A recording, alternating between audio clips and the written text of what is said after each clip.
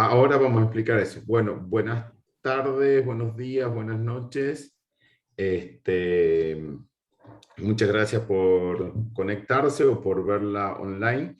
Hoy lo que vamos a hacer es seguir con la unidad 2, pero vamos a retomar algunas cuestiones de trabajo práctico.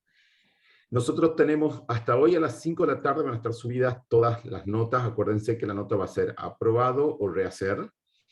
Las personas que tengan que hacer rehacer no va a ser todo el trabajo práctico, sino solamente los puntos específicos que él o la docente establezca, diríamos, ¿cierto? Y van a tener plazo hasta el domingo a las 23:59 para rehacer.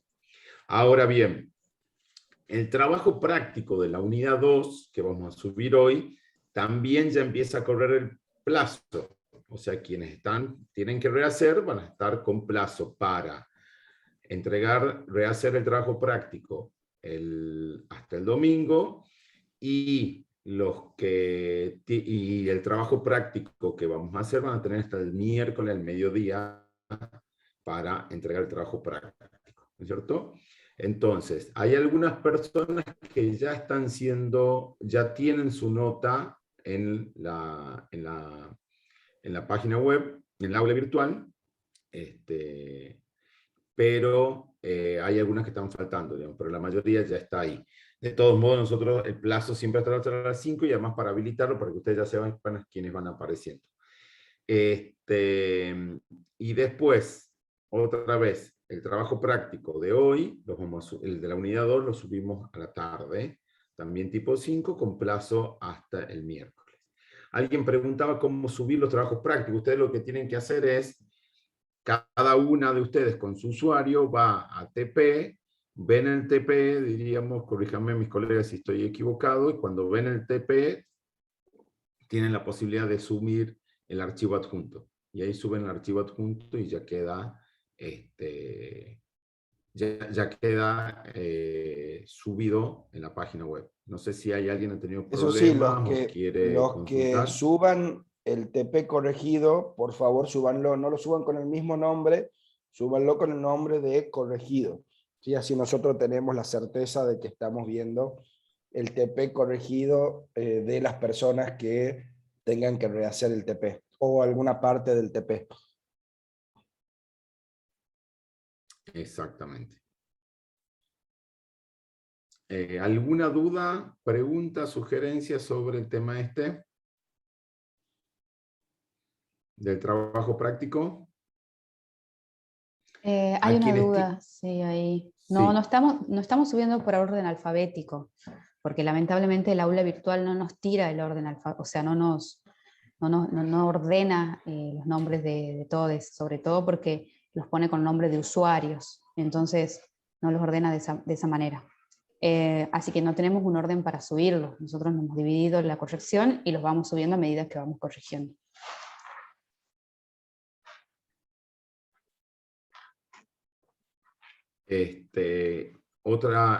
otra cuestión, es muy importante que ustedes sepan. Ustedes están acá en el aula virtual porque se han matriculado, ¿no es cierto? Y ustedes están como estudiantes. Ahora, su matriculación en el aula virtual no significa que estén inscriptos en la materia. La materia se inscriben a través de otro procedimiento, ¿no es cierto? Ya nos ha pasado gente que está en el aula virtual, pero no estaba en las listas de alumnos, digamos. Esa no es responsabilidad de nosotros. La responsabilidad es de ustedes y de alumnos, y de la sección alumnos. Entonces, tienen que chequear ustedes como cualquier procedimiento normal y común en cualquier materia. Nosotros lo que hacemos es cursan, escuchan las clases, etcétera, etcétera, hacen los trabajos prácticos, y a la hora de cargar las notas, nosotros recibimos las planillas final que nos manda sección alumnos. Y ahí cargamos quienes aparecen en esa planilla, ¿no? Entonces, por favor, ustedes entren siempre, lleven ustedes control de eso para evitar problemas, y si hay algún problema en algún momento, vamos a referirnos a esta clase cuando hemos explicado y aclarado eso. De todos modos, ustedes ya lo saben esto, yo lo repito porque capaz que a alguien se le ha perdido. esa información. ¿Alguna pregunta más?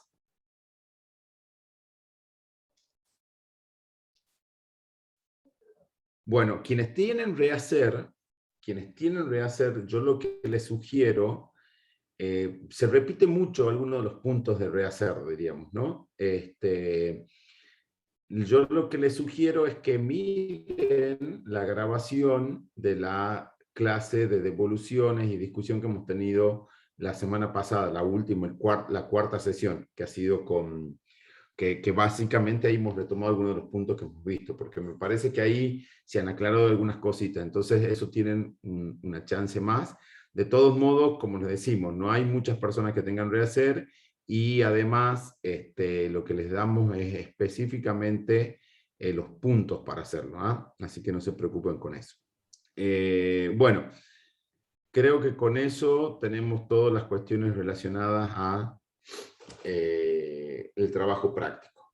Ustedes han visto, este trabajo práctico hemos hecho, ha sido un poquito más, ha sido liviano, si se quiere, porque ha sido un trabajo práctico, un control de lectura y un poquito de preguntas de pensar o analizar, diríamos, capacidad de avance, el cursado, vamos a ir dejando de lado tanto este foco, si se quiere, en control de lectura, y vamos a tratar de ir haciendo foco ya más en pedirle mayor producción. Acuérdense que el primer parcial de esta materia, de este espacio curricular, está fragmentado en trabajos prácticos. Ustedes tienen que aprobar los trabajos prácticos para poder aprobar el primer parcial. Nosotros no vamos a complejizar, no los vamos a hacer mucho más extenso o complejos a los trabajos prácticos. Este es un piso mínimo, vamos a ir subiendo complejidad, pero no muchísimo más. Pero acuérdense, esta es destreza, es obligatoria, no la pueden rendir libre, así que les recomendamos que vayan dedicándole tiempo para que después no les atrase a ustedes en tener que recursar el año que viene, ¿no? Entonces traten de dedicarle el tiempo que se merece, no porque consideremos que esta materia, no es que no somos docentes que consideramos que una materia es más importante que otra, sino más bien en el espacio curricular y cómo está diseñado el plan, ustedes tienen que dedicarle el tiempo porque no pueden rendir libre. Bueno, ¿alguna cuestión? Si no, empezamos. Nosotros lo que hemos hecho la semana pasada es, como hemos tratado de, ha sido bien interesante que la semana pasada, a lo largo de las clases, de las primeras 4 sesiones, hemos empezado a tener esta cuestión de que hablamos de conocimiento científico, damos algunas preguntas o nos hacemos preguntas, charlamos sobre conocimiento científico, y no estábamos dando muchos ejemplos de conocimiento científico jurídico, ¿no? Es como que, y eso es parte de lo que hemos hablado muchas veces, esto del chip con que hemos sido educados o educadas, ¿no? Entonces, acá viene esta cuestión de la unidad 2, de poder decir, vamos a meternos un poquito más en qué es realmente el conocimiento científico jurídico. Yo veo a todo el mundo congelado. ¿Se está escuchando? Sí, sí, se te escucha, Gaby. Por ahí se te va un poquitito la señal, pero sí se te escucha. Sí, pero sí se escucha. Ah, buenísimo. Bueno, muchísimas gracias. Lo que bueno, sí entonces, no se terminó de compartir lo que querías compartir, ¿no? Eso sí. Fíjate de bajarlo y volverlo a compartir. Bueno, vamos a esperar que yo voy a ir hablando y vamos a ver me avisa cuando se esté compartiendo, cuando se termine de compartir. O si no, si querés, pasame el archivo, si querés te lo comparto yo o alguna de las chicas. Si es que seguimos con el mismo problema. Dale, vamos a hacer eso. Vamos a ir viendo. Lo que pasa es que la tengo congelada la pantalla, así que seguramente hasta que pase, se termine de cargar, voy a tener esta situación.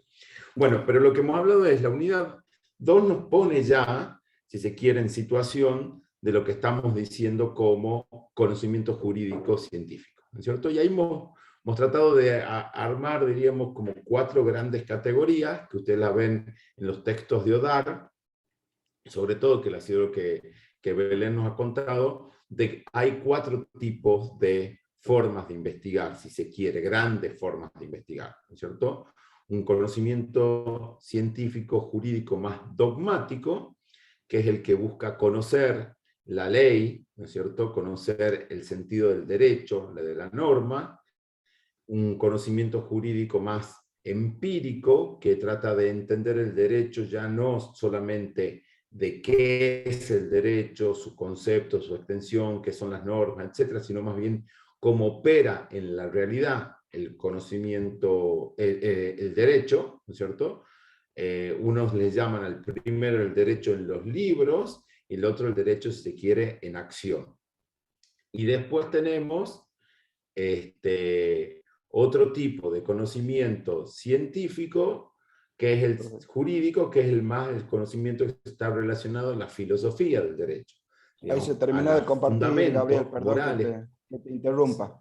Ahí se ¿Se ve terminó de ahora? compartir bien. Ahora se ve bien, sí. Perfecto, muchísimas gracias, Esteban. Bueno, ahí lo pueden ver. Si se vuelve a trabar, vamos a hacer los pasos. Entonces, nosotros tenemos un conocimiento jurídico dogmático, ¿no es cierto?, que es el que identifica las normas, el concepto de norma, el principio, su eficacia, qué hechos entran dentro del alcance de las normas, y que eso se le llama el estudio del derecho en los libros, ¿no es cierto? Y después está el derecho en la práctica, digamos, está relacionada a la investigación empírica, como el derecho, el fenómeno jurídico, práctica,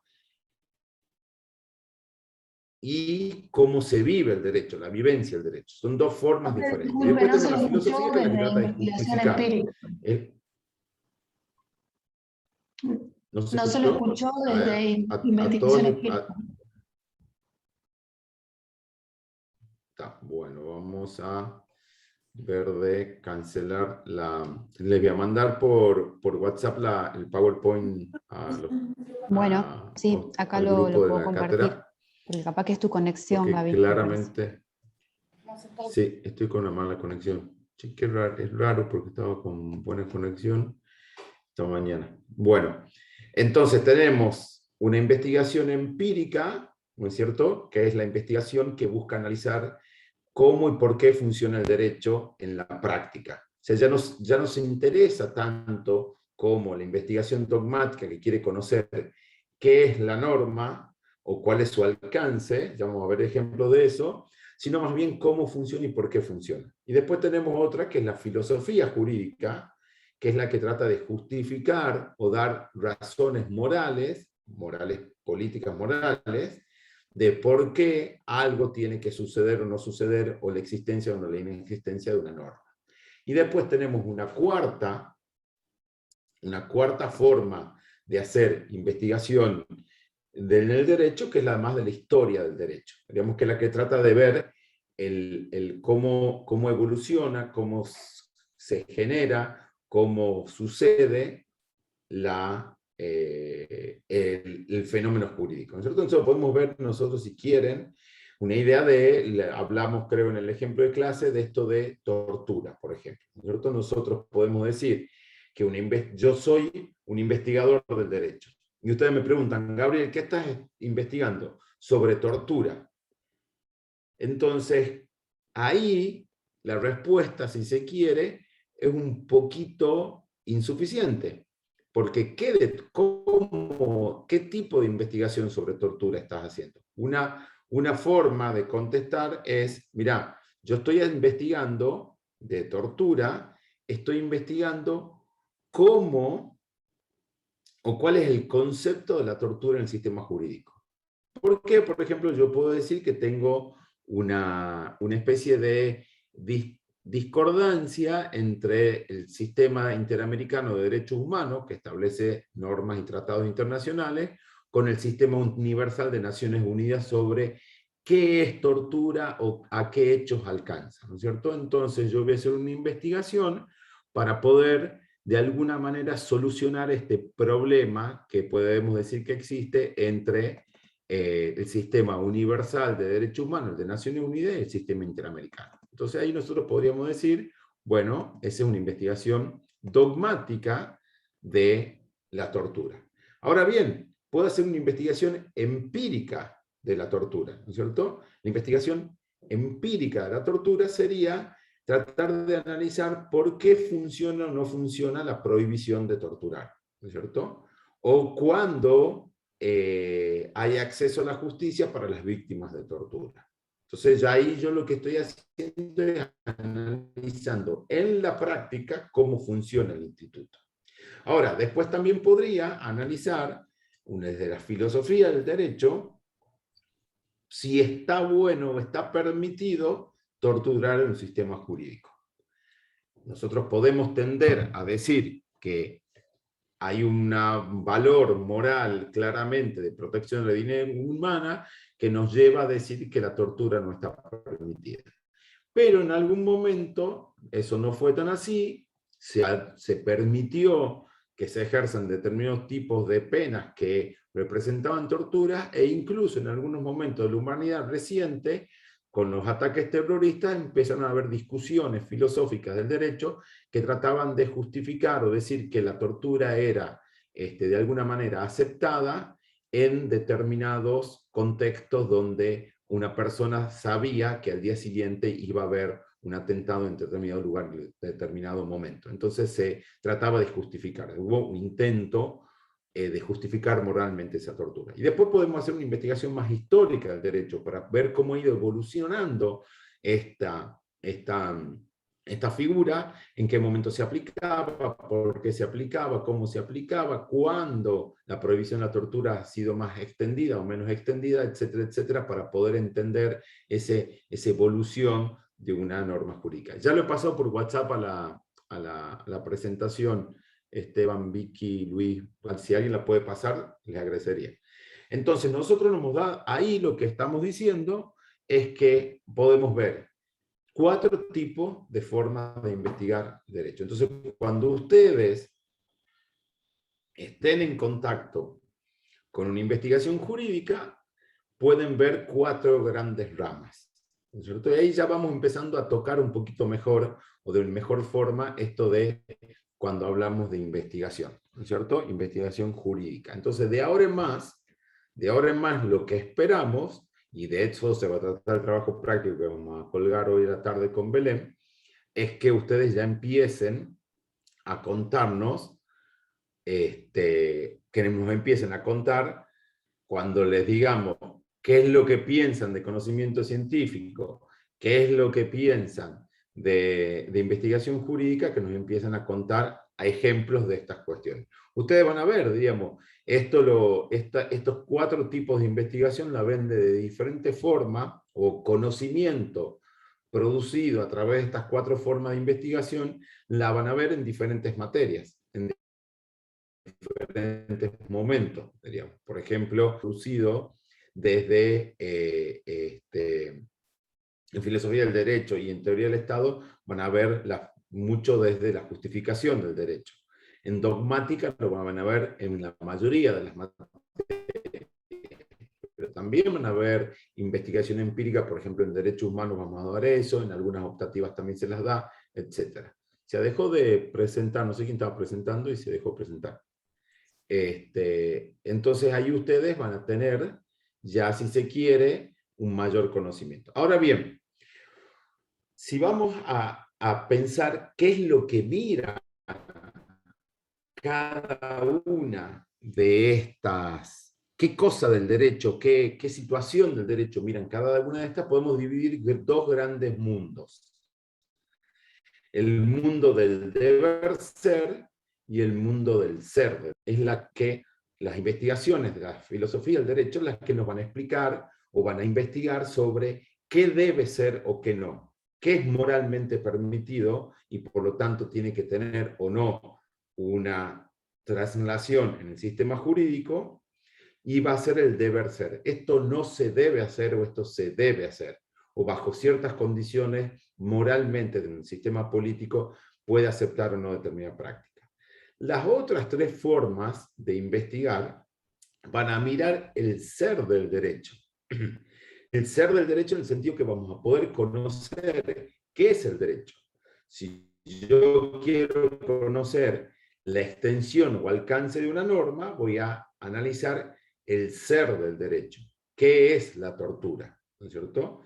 Ahora, si quiero analizar cómo funciona, voy a analizar el ser del derecho en cómo funciona la prohibición o no, o por qué funciona de determinada manera la prohibición de la tortura. Lo mismo con la historia. Entonces ustedes ya van viendo que estos cuatro formas de hacer investigación, grandes cosas. El ser del derecho y el deber ser del derecho. Ahora bien, cuando yo hago una investigación filosófica que busca justificar el derecho, esa investigación tiene implicancias sobre el ser del derecho, pero la investigación es solamente sobre la teoría moral, los argumentos morales para sostener o no sostener en un sistema jurídico determinadas prácticas, jurisprudencias, doctrinas, legislaciones, etc. ¿No es cierto? O determinado diseño institucional, teoría del Estado, cómo administramos el Estado, ¿no es cierto? Entonces, ese estudio del deber ser va a tener implicancias sobre el ser, porque claramente, si yo moralmente justifico algo de una forma, después voy a saber que tengo que construir una cierta legislación correspondiente a esos valores morales. O sea, está encadenado, pero no son los mismos. Lo mismo que cuando yo hago una investigación del ser del derecho, dogmática, empírica o histórica, es probable que tenga ciertas implicancias para la filosofía, ¿no es cierto? Entonces, hay una relación. Y cuando tenemos entre la dogmática, la empiria y la historia, podemos tener que yo hago una investigación más empírica y eso tenga una implicancia sobre lo dogmático, etc. Entonces, esto no es que son cuatro compartimentos que no dialogan. Sí dialogan, sí interactúan, pero hay que identificar cada una cuál es, ¿no es cierto? Porque si no, nos mezclamos. Entonces nosotros tenemos 4 formas de investigar el derecho que se dedican una al deber ser y 3 al ser, y que se relacionan entre sí, tienen implicancias, porque el derecho es una construcción que interactúa, pero siempre tenemos que tener en cuenta de qué estamos hablando. Se va entendiendo eso, no les quiero marear un poco, pero para que vean las diferencias, ¿no es cierto? Ahora bien, nosotros cuando ustedes transcurren la carrera, van a tener teoría del Estado, van a tener teoría de la justicia, acá está Luis también que da clase, van a tener filosofía, van a tener materias o unidades donde les van a dar muy claro cómo se representa la filosofía del derecho y cómo se practica la teoría de la justicia, la investigación. No les van a enseñar a hacer teoría o filosofía del derecho, pero sí ustedes van a estar muy con un contacto fuerte, ¿no es cierto? La dogmática es algo que vamos, y la dogmática, la historia, del derecho la van a tener en la mayoría de las materias. Donde está la falencia de nuestra forma de enseñar derecho, generalmente está en la parte empírica. Por eso, a partir de la mitad de la unidad 3 hacia adelante, nosotros vamos a hacer hincapié en las técnicas para producir investigación empírica. Lo que no significa que es la única forma de investigar empíricamente, sino lo que estamos haciendo es llenando ese agujerito que tenemos, si se quiere, en los planes. Pero todo lo que vamos hablando hasta mitad de la unidad 3 se aplica a todas las formas de hacer investigación. Ahora bien, como la dogmática es parte de lo que esencialmente vemos, ¿no es cierto?, en la enseñanza, en la carrera del derecho, lo que vamos a hacer es ahora charlar por los minutos que nos queda, y yo he prometido hacer la clase corta y recién ya son las menos 20, vamos a hablar un poquito más de dogmática, ¿no es cierto? Ustedes acuérdense que la dogmática estudia el ordenamiento jurídico. Lo que busca es entender el derecho, ¿no es cierto? El derecho entendido como la norma, por así decirlo. O sea que es el derecho en la Constitución, en los libros, en los códigos, en la legislación, en los tratados, ¿no es cierto? Lo que busca es capturar el ordenamiento jurídico. Ustedes vean que no estamos diciendo que la dogmática estudia el derecho, está estudiando el ordenamiento jurídico, o sea, ese sistema de normas. Ahora hay que ver qué entendemos por norma. Esa es una discusión justamente dogmática. Pero, y entonces, porque alguien puede decir, mira, es parte de la norma las costumbres, y otros dirían, no, no es la costumbre, es parte de la norma las creencias, los valores de la mayoría de la sociedad, y otros dirían, no, es parte de la norma los antecedentes de la ley del legislador de 1800, y otros dirán, no, hay una discusión, pero en líneas generales podemos decir que la dogmática no se ocupa del derecho, sino que se ocupa del ordenamiento jurídico, ¿no es cierto? Y eso vamos a volver atrás, porque la semana pasada hemos hablado del formalismo jurídico. El formalismo jurídico como confunde y pone que el derecho es igual a ordenamiento jurídico. No, nosotros al ver la bibliografía que hemos visto en la cátedra y cómo transcurre la práctica y la enseñanza, lean los fundamentos del Plan 2018, nos vamos dando cuenta que el derecho es mucho más que el ordenamiento jurídico. Entonces, la dogmática se ocupa del ser del derecho. Dentro del ser del derecho se ocupa del ordenamiento jurídico. Por eso se le dice en el estudio del derecho en los libros. Libros en un sentido amplio, ¿no es cierto? ¿Y qué es lo que va a buscar? La dogmática es tratar de conocerlo, ¿no es cierto?, al derecho, ¿no es cierto? Saber qué es el ordenamiento jurídico, qué tiene, qué contiene, y eso implica, más que nada, poder ver dónde hay contradicciones, problemas, lagunas, necesidad de profundización. Por ejemplo, nosotros podemos decir, otra vez, acá está Belén y Vicky, que son expertas en temas de derecho de los pueblos originarios. En algún momento hay una sentencia de la Corte Interamericana, creo que ella dice, la Corte Interamericana, que las garantías judiciales del debido proceso adquieren una dimensión colectiva cuando participa un miembro o una miembro de una comunidad indígena en un proceso penal. Lo tira más o menos así. Estoy simplificando la discusión. Ahora, el punto es que no sabemos bien claro qué es la dimensión colectiva de las garantías del debido proceso. No está muy claro. Entonces, bueno, ahí salimos algunas dogmáticas. Y dogmáticos dicen, che, miren, hay que investigar, tenemos que conocer qué significa eso, ¿no es cierto?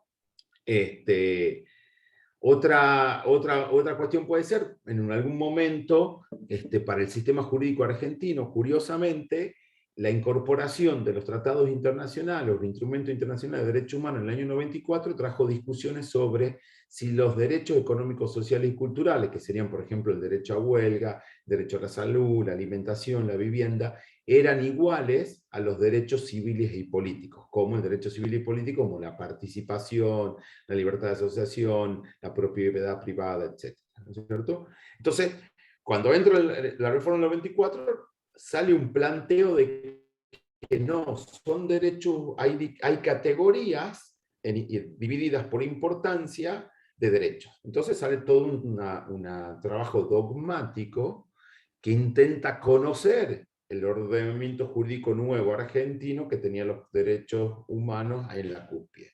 Entonces se hacen trabajos dogmáticos, ¿no es cierto?, para poder entender. La idea es que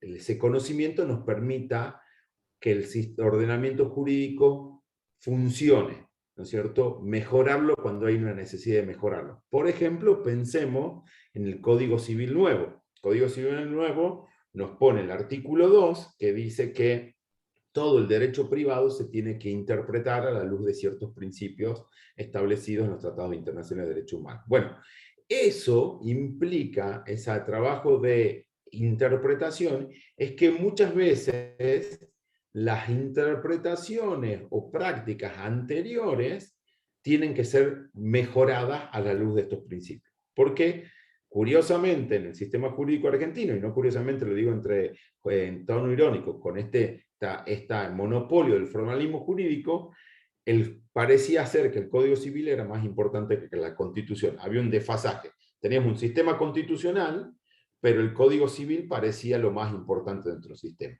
Bueno, ahora el Código Civil en su letra dice, che, paren la moto, y el Código Civil no está por encima o en el mismo lugar que la Constitución y los tratados. Está por abajo. Entonces lo mejoremos, dice la dogmática, lo mejoremos el Código Civil haciendo investigaciones para poder entender y mejorar del sistema jurídico, ¿no es cierto? Entonces, es muy importante que entiendan que la dogmática estudia el ordenamiento jurídico. El ordenamiento jurídico se entiende como ese sistema de normas, habrá que discutir bien qué es norma, esa es una discusión que la dogmática se ocupa, también la filosofía, para poder ver cómo opera este sistema jurídico, cómo lo podemos mejorar, cómo lo podemos optimizar, ¿no es cierto? Y la dogmática tiene, si se quiere, por así decirlo, un objetivo muy claro, que es mirar un problema en el ordenamiento jurídico, ¿no es cierto? Mira ese problema y lo soluciona. Nosotros ya vamos a hablar de esto en la próxima diapositiva, todavía no, de lo que es son estos problemas del conocimiento jurídico dogmático, ¿no es cierto? Y lo que tiene la dogmática, ¿no es cierto?, que tiene una tendencia a ver y entender el derecho aislado de su contexto, ¿no es cierto? No toda dogmática jurídica, y vamos a volver sobre esto, pertenece a lo que hemos llamado el paradigma del formalismo jurídico, pero sí la dogmática, el investigador que hace dogmática, no va a salir a investigar o a mirar un texto dogmático que usted lea, no va a hacer mucho hincapié en el contexto, en la práctica, en lo que sucede alrededor. Como máximo, utilizará hechos de la realidad, del contexto, como ejemplos de lo que quiere decir. Pero la discusión sobre qué es el derecho, cómo es el ordenamiento jurídico, va a ser de argumento, ¿no es cierto? Entonces vamos a tener un texto que nos va a tratar de explicar los derechos económicos, sociales y culturales. No nos va a hablar si hay obstáculos, si qué piensa la gente sobre los derechos económicos, sociales y culturales, etc. No, ese texto, por ejemplo, un texto muy interesante de Víctor Abramovich, Christian Curtis hace todo un trabajo argumentativo, con lógica, con fundamento de teoría constitucional, de teoría de los derechos humanos, etc., para decir por qué los derechos civiles y políticos, económicos, sociales y culturales son iguales, ¿no es cierto? Entonces la dogmática tiende a hacer esto, que me encierro en mi biblioteca, discuto con colegas, pero no me interesa realmente lo que circunda alrededor del ordenamiento jurídico, ¿no es cierto? Y la dogmática jurídica es esencialmente descriptiva. Y aquí es muy importante, por eso vamos a volver a lo largo de la unidad 3 y unidad 4, en metodología, en sentido estricto, en términos metodológicos, descriptivo tiene un significado diferente a lo que es descriptivo en el lenguaje común, ¿no es cierto? Volvemos, creo que lo hemos dado, pero ya no me acuerdo. Esto, por ejemplo, yo les puedo, ustedes vienen y me cuentan, che, Gabriel, contame, explícame cómo es la conformación de la cátedra de 3 a 3. Entonces yo decía, bueno, tenemos X cantidad de varones, X cantidad de mujeres, X cantidad de abogados, en franja etaria tenemos una persona que está entre tal y tal franja etaria, tenemos 4 entre la otra, etc. Hay 4 que usan anteojos, 2 no usan anteojos, hay 3 vegetarianas, hay 2 personas que no toman alcohol, etc. Entonces yo le estoy diciendo, le estoy explicando cómo es la cátedra. Eso, en sentido científico, es describir, no es explicar. No están explicando, están describiendo.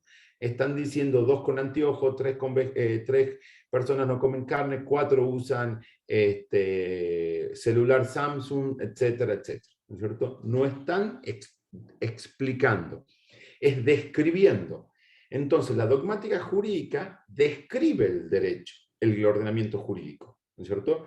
Describe la extensión de una norma, describe qué norma está por encima de otra, describe el contenido, describe qué hechos de la realidad, qué conductas, mejor dicho, están bajo el paraguas de un determinado artículo, código, etc. Vamos describiendo el derecho. Vamos a volver sobre la diferencia entre descripción y explicación, pero es importante a los fines de ahora entender de la descripción.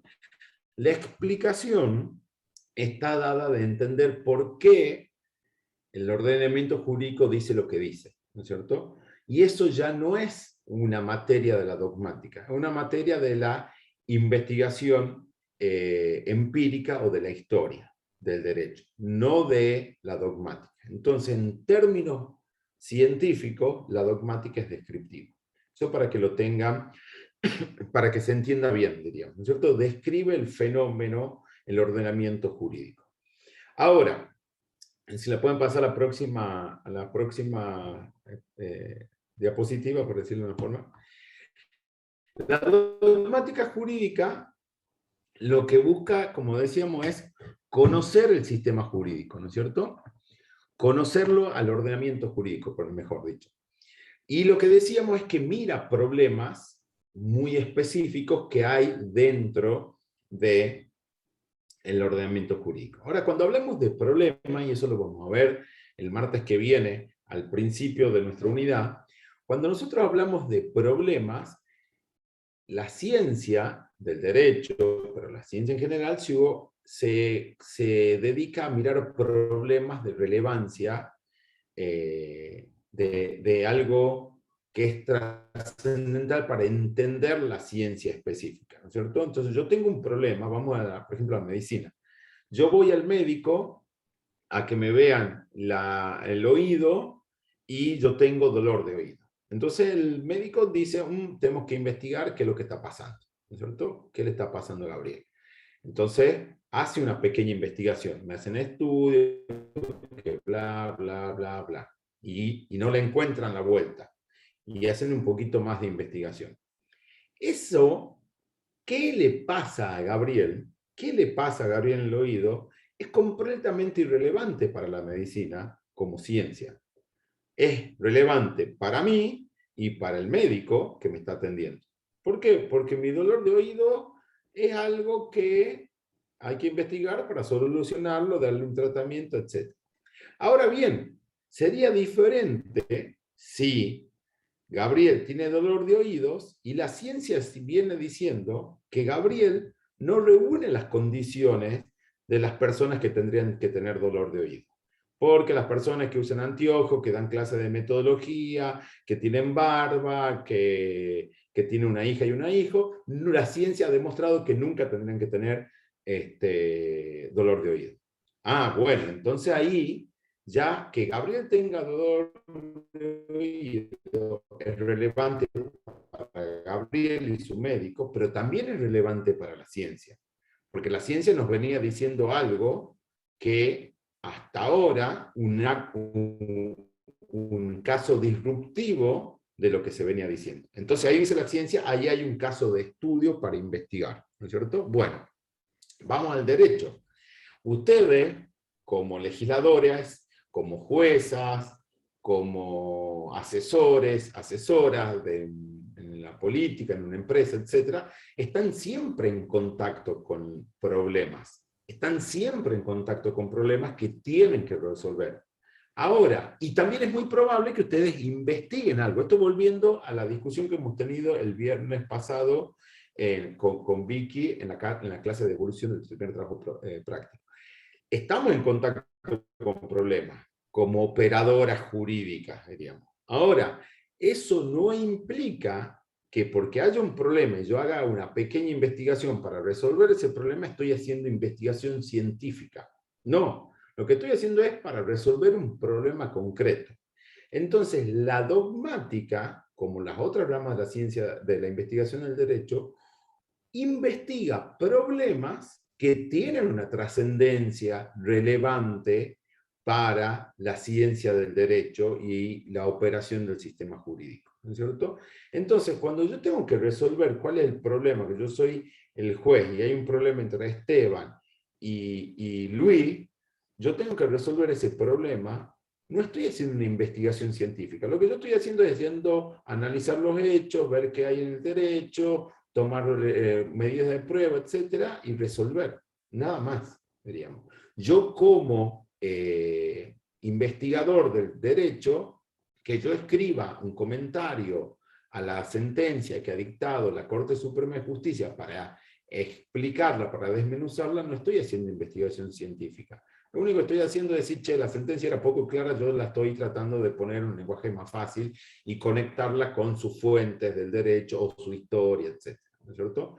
Entonces, cuando hablamos de problemas, esto lo vamos a retomar el martes que viene, cuando hablamos de problemas jurídicos, estamos hablando, en la ciencia, estamos hablando de problemas que son trascendentales o que trascienden al hecho concreto. Hay algo que nos tiene que resolver de toda la ciencia del derecho. Digamos, es importante para todos. Yo me acuerdo que yo he hecho hago mucha investigación empírica. Entonces, claro, decía, yo llegué a hablar con mi director de tesis, entonces yo le conté que quería estudiar la Corte Suprema Argentina en los primeros años del siglo XXI, etc. Entonces me preguntó, bueno, Lorenzetti, Zaffaroni, etc., todos esos grandes nombres, Hayton, Argibay, perdón, ya estaba Petrarchi, Fay, Maqueda. Entonces me dice, ¿y a quién le importa? Para la ciencia del derecho, ¿a quién le importa lo que diga Zaffaroni, lo que diga Hayton, lo que diga Argibay? Puede ser muy importante para quienes practican el derecho, para las juezas, para los abogados, las abogadas, las partes del caso. Pero para la ciencia del derecho no es importante. A menos que me digas que investigarla a la Corte Suprema de Argentina va a echar luz a un problema del derecho, ya sea dogmático, ya sea empírico, ya sea filosófico, ya sea histórico. ¿Se entiende? Entonces la dogmática se va a meter a investigar problemas, jurídicos de conocimiento, que por ejemplo están relacionadas a la indeterminación lingüística, ¿no es cierto? Cuando no está claro qué es lo que ha hecho el legislador o la legisladora, para decirlo de una forma. Cuando no está claro lo que entiende o no en lo que explica o prescribe un tratado internacional. Cuando lo que antes se decía, ¿no es cierto? Lo que antes se decía y tenía, por ejemplo, no sé, medios de difusión, ¿no es cierto? Hoy por hoy las redes sociales son o no son medios de difusión. Entonces ya tenemos que ir, la dogmática se mete a poder entender. Obviamente no es la indeterminación lingüística en el lenguaje jurídico, ¿cierto? Entonces ahí se van a ver trabajos que se investigan, que se tratan de entender y poner a tono, si se quiere, con la actualidad, lo que significa un término jurídico en este momento. ¿No es cierto? También lo que va a haber es problemas de carácter lógico.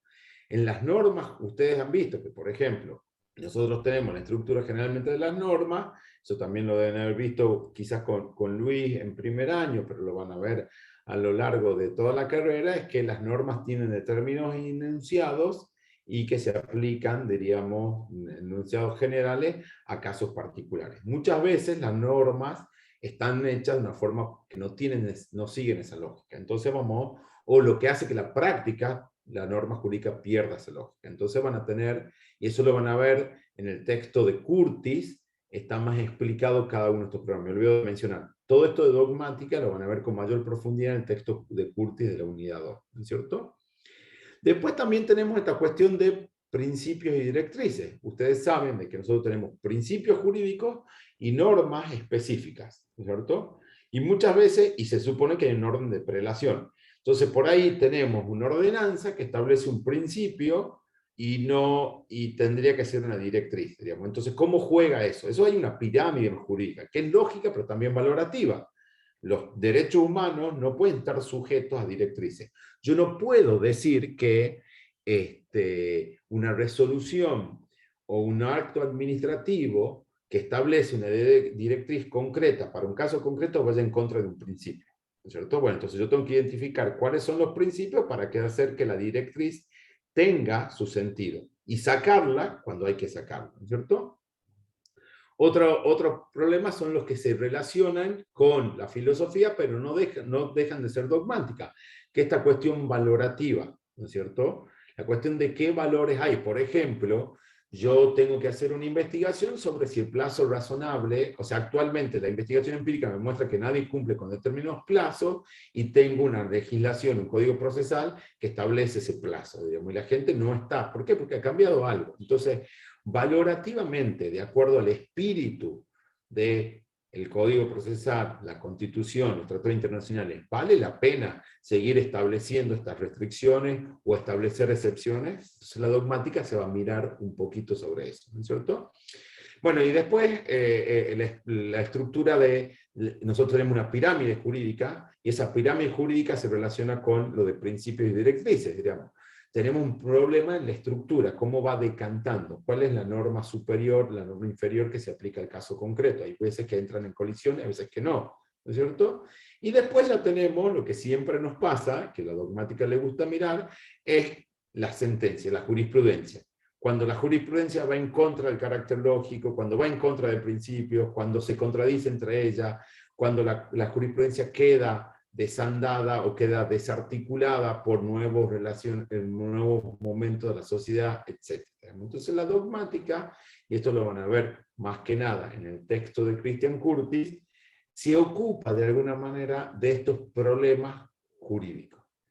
Acuérdense que son problemas jurídicos de tinte científico. Vamos a volver sobre eso el martes. Pero son problemas que son relevantes, son trascendentes al caso. Van mucho más allá que el caso concreto.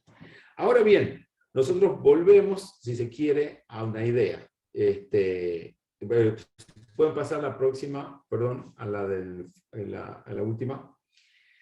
Nosotros hemos tenido una idea, una configuración, que la dogmática jurídica estaba... A ver, el formalismo jurídico, ustedes acuérdense que es un lente, una forma de ver y entender el derecho. Que es una forma de ver y entender el derecho, y hemos dicho que es performativo. Nos da roles y establece qué hacemos y qué no hacemos, ¿no es cierto? Como el formalismo jurídico entendía el derecho netamente de producción estatal, o sea, el ordenamiento jurídico es solamente lo que se produce estatalmente, lo que el formalismo jurídico nos decía que el derecho era coherente, es perfecto, ¿no es cierto? Y los jueces aplican neutralmente la norma como consecuencia de las otras dos características, ¿no es cierto? La dogmática jurídica se veía vista solamente como ese tipo de investigación jurídica que busca resolver los problemas muy específicos y ya no necesariamente de trascendencia jurídica. ¿Por qué? Porque la dogmática busca mirar concretamente problemas para resolverlos, ¿no es cierto? Y se empezaba a asimilar la dogmática jurídica con la práctica jurídica, ¿no es cierto? Es una primera consecuencia del formalismo jurídico respecto de la dogmática. La dogmática lo único que puede hacer es ayudarle a solucionar al operador o operadora jurídica un problema, ¿no es cierto? Otro problema, otra implicancia es que el formalismo jurídico decía que el derecho se reduce al ordenamiento jurídico, como está puesto en este grafiquito, si usted lo ven de otra forma.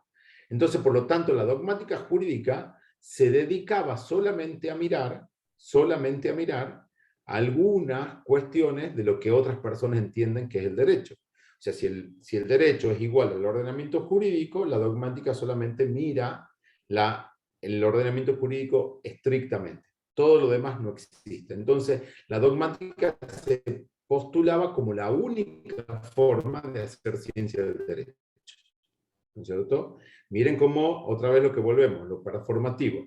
Bajo el formalismo jurídico vamos a tener una sola forma de hacer ciencia del derecho, que va a ser la dogmática jurídica, porque el ordenamiento jurídico es el derecho, y vamos a hacer un solo tipo de dogmática jurídica. Esa dogmática jurídica que nos proponga soluciones que digan que el derecho es coherente en sí mismo, ¿no es cierto?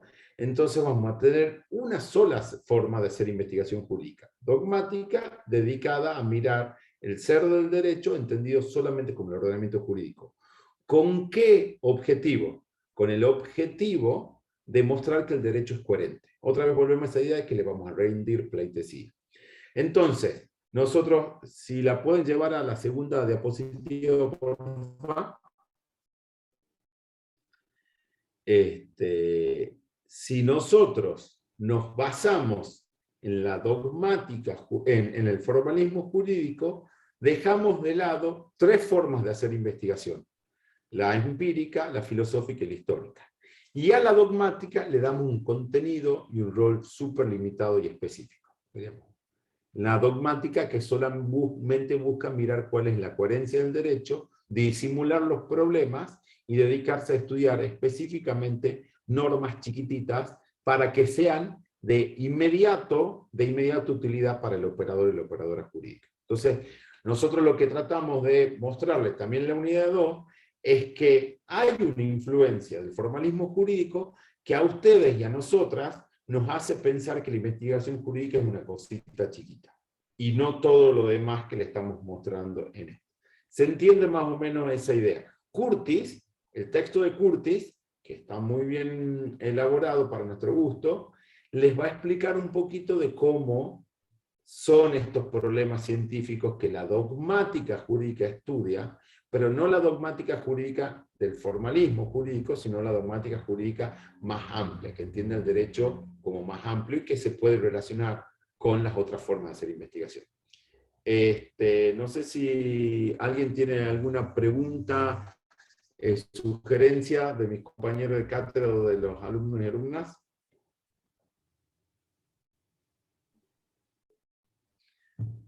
Esta sería, si quieren dejar de presentar, no sé quién estaba presentando. Gracias a quien estaba presentando, mis colegas. A ver, gracias, Abel. Bueno, entonces ustedes, lo que nosotros vamos a hacer ahora, ustedes traten de ver cómo se conectan la unidad 1 y la unidad 2. La unidad 1 es como que si fuese que todo lo que hemos hablado en la unidad 1 ya no piensen que hemos dicho conocimiento científico. Piensen que hemos dicho conocimiento científico jurídico. Ese es el reemplazo. Por eso les decíamos que esta materia, como la mayoría de las materias o espacios curriculares, es escalonado. Hoy por hoy, lo que nosotros terminamos de hacer y lo que ustedes van a terminar de hacer con el trabajo práctico es poder entender que conocimiento científico jurídico es todo esto que le estamos diciendo. Y que para arribar al conocimiento jurídico tenemos que tener un método. La dogmática tiene su método científico, la empiria tiene su método científico, la filosofía tiene su método científico, la historia tiene su método científico. No son la misma cosa. Por eso es importante que les digo que la conecten, ¿no?